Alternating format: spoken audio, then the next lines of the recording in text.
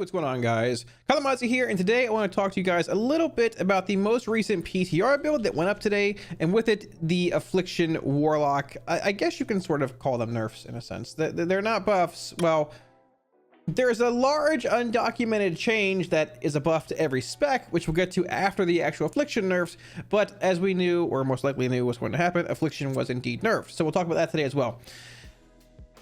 I have to say, the nerf is not as bad as it seems.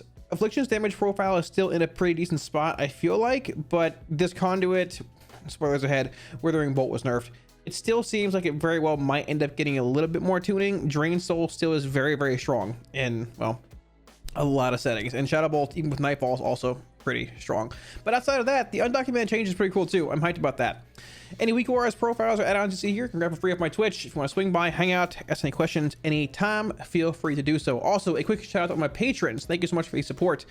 The 9.1 Shadowlands Warlock spreadsheet will indeed be, I guess, created this weekend or so, most likely roughly after the raid testing. The tier 3 Felgar rank or higher on my Patreon does indeed get early access to that. If you would like to do so, feel free to check it out. With all that being said, let's get into the video talking about, first off, the Withering Bolt nerf. So jumping right into the Withering Bolt nerfs, I guess off the bat, first of all here, Shadow's Embrace is the same thing that it was last build. They, I guess, corrected the tooltip. They removed this last time, so you can still shard snipe. You can start shard snipe things again. It's not limited to one target. It hasn't been limited for like a week and a half, but for some reason they wanted to add this into the changes list here. So Withering Bolt has indeed been nerfed. Now it says Shadow Bolt deals 20% more damage and Drain Soul deals 10% more damage per dot effect on your target. So first of all, I want to clarify here, this Conduit is single target based. There's no gain you can get from dotting multiple targets outside of playing Nightfall for extra more corruptions, more Shadow Bolt procs when it comes to being in a multi-target scenario. It's going to deal damage to your target based on how many dots are on that one target. So if you have 25 corruptions rolling but are hitting one target with only corruption on it, it's only going to deal 20% more damage roughly. So there's no like huge AoE implications with this Conduit. It is single target based. With that being said, the initial Shadow Bolt damage increase, I believe, was 72%, something like that, at rank at eye level 226 with an empowered Conduit, and Drain Soul, I believe, 36 or so. This is a bit misleading. So it says 20% and 10%. This is like the eye level 110 Conduit, the green one, something weird. At 226, you still have a pretty high overall damage amp. I'm playing Destra here, we can see for a second.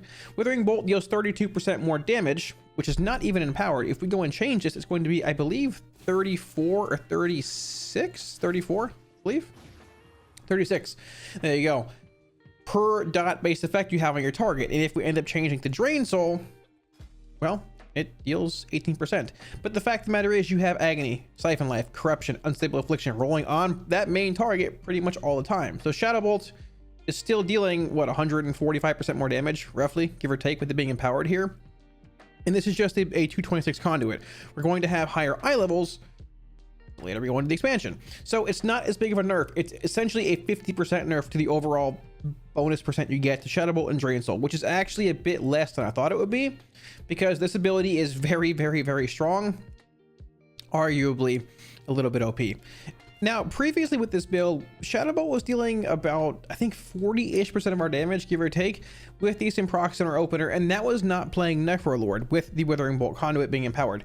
Keep in mind, we're not more Night Fae here, and the Conduit has been nerfed by half, but following the normal opener that we pretty much follow and everything we did before, the damage it deals is still pretty impressive. Well, even less this, why not? The damage it deals is pretty impressive. A good opener here with the actual Nightfall proc. They're hitting for 10k roughly, 9,508. And that's like not playing Necrolord. That's just with like a regular bolt hitting. Like, it's pretty impressive how hard they actually hit, even with the 50% nerf. And outside of this, for the most part, with how strong Shadow Bolt and Drain Soul is, you maintain your Malefic Wrath buff here, being a bit careful on your shards here.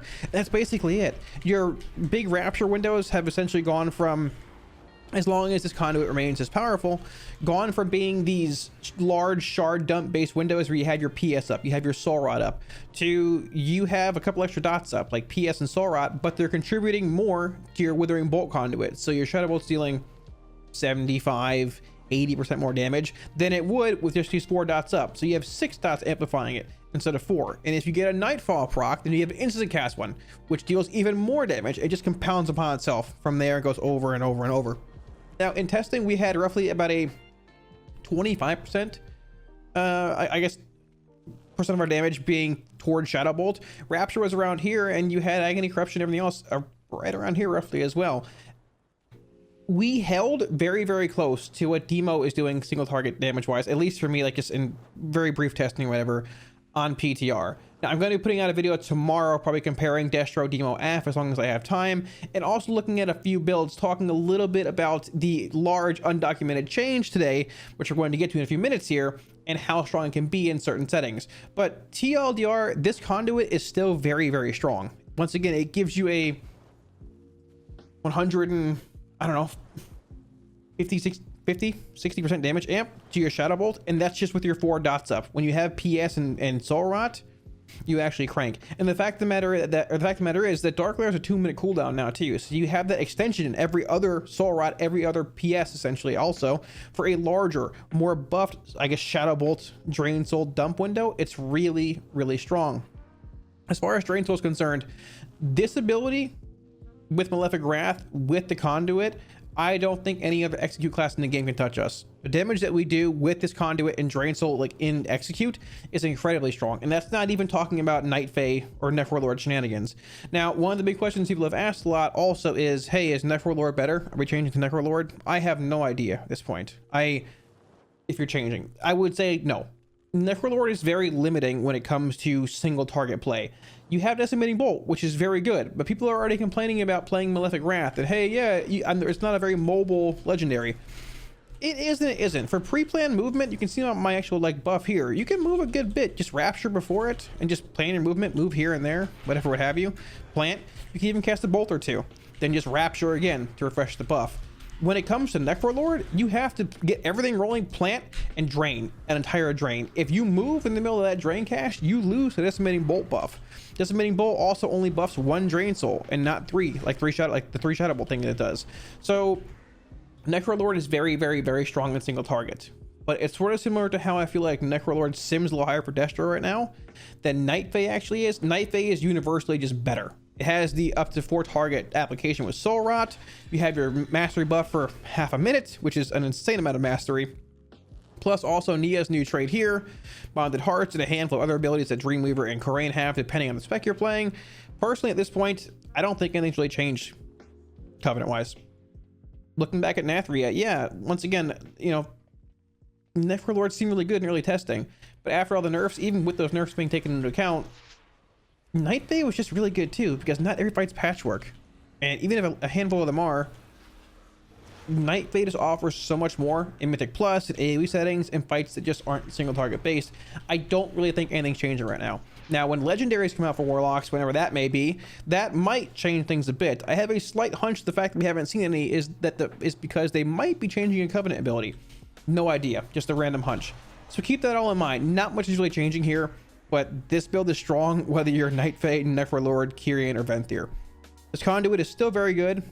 It might end up getting nerfed a little bit more, but it's very, very single target based. There's no implication when it comes to AoE unless you have multiple corruptions rolling or just more Nightfall procs on one target. Let's talk a little bit about this large undocumented change today as well, because this is honestly the more interesting part of the video anyways. So the really cool undocumented change is one that you guys might be familiar with from 9.0.5 PTR, and the fact that it was sort of half done and we weren't really sure if it was intended or not, and then it was taken away. This was sort of realized in the middle of Withering Bolt testing. Somebody mentioned, hey, this might be back again. Now, for no reason whatsoever, I'm going to take from the shadows here as a talent for demonology. Once again, no reason whatsoever. And for no reason whatsoever, I'm going to cast my dogs right here. And then I'm going to cast my tyrant. And then I'm going to pay attention to the actual demon fire damage that it deals. Let's just make sure. 2592, right? 2596. Watch the buff here. Okay, that's a crit. There we go. 2556 buff drops. Oh, it's doing 400 less damage, give or take. Oh, the damage modifier scaling thing that was a part of 9.0.5 PTR is back, and it's back in a better form than it was before. from the shadows, now affecting Tyrant's Demon Fire damage, like it was in 9.0.5 PTR. Keep in mind, from the shadows also affects Hand of Gul'dan splash damage. It affects Demon Bolts. It affects Implosion. It affects a handful of abilities that you as an actual Demonology Warlock just have in general. It's very, very strong. This build, the FTS Dreadlash build, whether you're playing Dreadlash or not, but more often than not that you probably are in Plus, is also very strong, whether you're playing Grim Inquisitors or not in Mythic Plus and AoE settings. The problem with this build, I feel, is that it lacks in single target a lot. It has a lot of value on fortified weeks, but not as much when you get to the bosses or tyrannical weeks. It's just sort of lacking. But having from the shadows buff your Tyrant's Dreadfire damage again is going to add a tremendous amount of value to this build in Mythic Plus. A tremendous amount of value. This is arguably the build I feel that has the most like on-demand burst potential for Demonology. You have a massive implosion or a massive wave of imps rolling from your Tyrant from the last pack. You have a demonic calling proc, go to the next pack, cast your dogs, you AoE your FTS and your FTS through Dreadlash, and you implode. A massive implosion for a huge amount of burst damage. And then you go into a Tyrant later on and your FTS buffs your Tyrant damage, which adds even more synergy with Carnivorous Stalkers, the Conduit here. If they reproc, if they rechomp, more dogs, more dog extensions, more Demon Bolt procs. FTS buffs Demon Bolt damage because it's Shadow Flame damage. It's a big circle of just Shadow Flame insaneness, I guess you can say. It's really cool. But one of the things last time with this build was that it affected Destro at AF as well, but it didn't really work. It didn't really work that well. So we noticed early on that when we were playing Haunt would buff your imp damage. And just to show you guys here, I'll get my imp out. We'll have it attack this thing. Here's the combat log. Hits for about 931, give or take. Put up Haunt, it's gonna hit about 1,000. One more hit here, here we go. Attack, bam, about 1,000. So it is indeed affecting your imp, which is really cool because hey, it's a minor buff to your damage, why not? But one of the frustrating things last time when we tested this was that it affected our imp and it affected our Tyrant, but our Tyrant's not really a main like passive pet here. Our Tyrants are one of our main CDs. So theoretically we said, why wouldn't it not affect our Dark Lair? Does it affect Dark Lair? And when we tested it last time, it did not. This time, Dark Lair deals about 654 I-beam damage, Haunt goes up, Dark Lair deals 718, 722, 715. It's now also affecting our Dark Lair's I-beam damage, which is actually even more relevant than last time because one, well, it's working now, and number two, Dark Lair is a 2-minute cooldown baseline. Now, I-beam damage is not a crazy amount. It doesn't, I mean, this is like literally just one dot, but still, the fact that you have your Dark Lair every 2 minutes versus every 3, and the buff now affects your I-beam damage, it's actually solid and sort of helps bridge the gap a tiny bit when comparing Shadow's Embrace, I guess the loss of Shadow's Embrace passively, to Dark Lair, to like Dark Caller, because Shadow's Embrace and single target, losing that and gaining Dark Caller, it's not an even trade. We've lost single target damage, excluding Withering Bolt. That's not an even trade. We've lost single target damage, but we've gained a much better toolkit. And having a much better toolkit is good because that can be tweaked and tuned. If damage is bad, if damage is low, they can just crank the knob on one little thing and you're good to go. It's hard to adjust toolkits in the middle of an expansion, which is awesome that they did. It's a move in the right direction. I'm very happy about that. But the final question that I had was, and this is where things get a little crazy too, because last time it didn't work this way either. Eradication. How does eradication work? We know it already affects our imp for AF. No Felguard interactions here for Demo, because Demo is Shadow Flame damage with FTS. But how does it work with Destro? Because last time it did not affect Immolation Aura. It didn't affect anything off of our Infernal. No Immolation Aura, no Infernal Awakening damage, no melee damage, nothing. We'll have our imp attack here just to show you guys again. About 950, I think. But okay, 1,000. Give or take. Launch the bolt. Here comes the eradication, 985. There it is. Imp hits for about, well, okay, he crit to be fair. Launch it again. There you go. About 1,084. So the eradication buff is actually relevant. It's working. Then somebody in chat pointed out, so Reign of Chaos gains value now, right? If it works with your Infernal. Well, let's check our Infernal. So drop the Infernal. The Immolation Aura pulses for about 1,000, give or take, because it crit, right? It's meleeing for about 463, give or take as well. Launch the bolt. Watch the Immolation Aura damage. Immolation Aura 1088. The melee hits are affected too. They've gone to 510 from 463. So the melees of your Infernal are affected. The Immolation Aura damage is affected. And if you're playing Reign of Chaos, you can get multiple Infernal procs during this window. So multiple Infernals are dealing immolation damage. It's increased from Eradication. They're hitting harder. They're literally meleeing harder. And literally, you have a Conduit called Infernal Brand that increases your immolation aura damage even more. And it stacks. This is actually a really cool interaction. I've been a big fan of the 2-minute Infernal build anyways. Really, we played it through Castle Nathria like a month or so ago, give or take. Playing Wilfred's, playing your just Ruby, playing Dark Soul. Even on single target fights, it was solid. And we played Infernal Brand on it. Well, we played Burrs a good bit, Ashen and Burrs, but Infernal Brand wasn't bad on a handful of fights that we did. And I've played a lot in Plus. And while you might be losing Flashover in that one backdraft charge, yeah, okay, it does hurt a little bit. But Eradication already sims very close to Flashover. Arguably a little better, I believe, but everybody plays Flashover because of just it being Flashover. But with this extra added synergy, Reign of Chaos might gain a good bit of value in a single target with Destro. And hey, if I can get a 2-minute Infernal playing Wilfred's Destro, sounds good. We've already got a 2-minute Dark Lair, a 2-minute Dark Soul with that window, for that spec. Why not have a 2-minute Infernal in Dark Soul? I'm not saying it's better, but it's definitely worth looking into. We have 3 bosses to test this week, or 5. 2 on Thursday, 3 on Friday, and then LFR's open with like a 6th boss. You better believe we're testing Destro with this build. A little bit of demo, a little bit of AF too, but having this actual damage scaling effect come back is really strong. It's a buff across the board to every spec if you're playing Eradication. You're playing Haunt or Shadow's Embrace as Affliction, and as Demonology, the FTS buff's actually pretty big, and it really might push the big dog Dreadlash FTS build Mythic Plus. Should quite possibly be the best build on both weeks. Oh, quickly, Conduits were also announced in Sanctum of Domination today. Let's talk about those really quickly.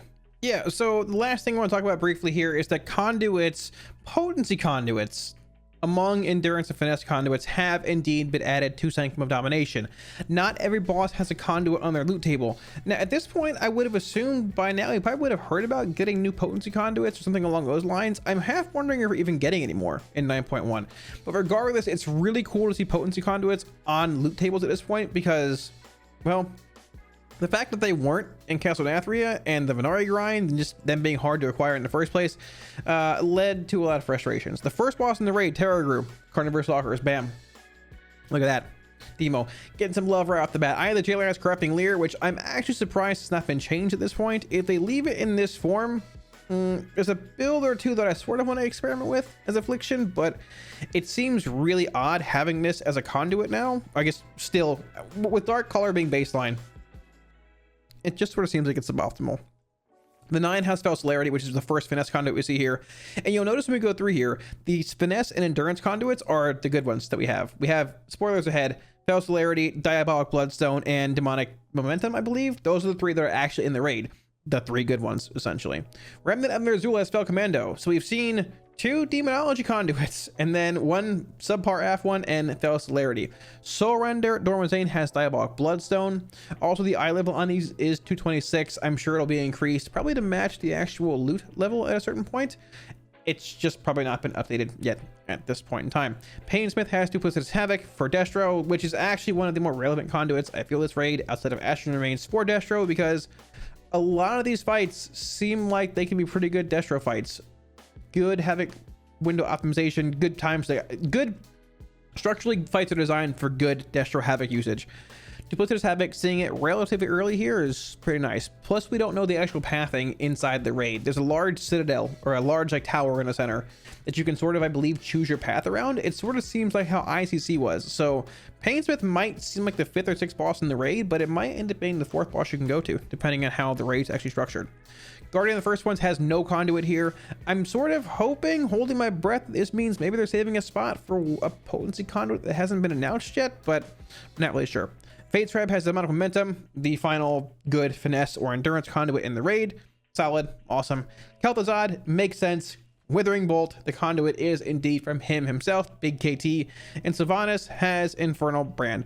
So there's no Focus Malignancy in here. You have Withering Bolt. You have Infernal Brand. You have a couple of mediocre ones. I mean, Duplicitous Havoc can be good. You've got Corrupting Leer from Eye of the Jailer, and you've got basically Fel Commando or Carnivorous Knockers, depending on what build of Demonology you want to play. No Tyrant Soul, no Ashen Remains, but still, having those options in there, pretty solid. Not too bad. And I would assume you can probably also still acquire Focus Malignancy, Born of Blood, and I believe it's Combusting Engine from Arena's PvP if you end up doing that in 9.1. Thanks for watching, guys. I hope this video gave you all a better understanding of how impactful the Withering Bolt nerf was today. TLDR, it's still a pretty dang strong conduit, and also a better understanding of what the undocumented change buff was to each spec overall. Now, this undocumented change, once again, is, I guess, an improved version of it, because now it's affecting Dark Glare and your Infernal, where in 9.0.5, when it was around for a couple builds, it actually wasn't. So I'm hoping this change makes it live. I'm hoping it's intended, and last time it was just broken and maybe they couldn't figure it out. I don't know. It's very odd to see something like this pop up again when it was previously an undocumented change and then removed. So we'll see where it goes. But either way, I think Warlock still made it out pretty well today in this week's PTR build. And with raid testing being on Thursday and Friday, we're going to get a pretty good feeling or feel as to how Warlocks are so far tuning wise in Sanctum of Domination. If you guys have any questions, feel free to drop them in the comment section below. I'll be sure to get back to you. If you want to swing by my Twitch and ask any questions anytime, also, and grab some add-ons or week cores for free, profiles, whatever have you, feel free to do so. Thank you again a million times on patrons for so much for all the support. Once again, the 9.1 Warlock spreadsheet will indeed most likely be going up at some point this weekend. Once all the raid testing is included on Patreon, the tier 3 Felguard rank or higher does indeed get early access to that if you're interested in doing so. If you guys would like to see more content and help support the channel, be sure to smash the like and subscribe buttons below. It helps out a ton. Thanks again, dudes, and I'll catch you all again soon on stream. Peace.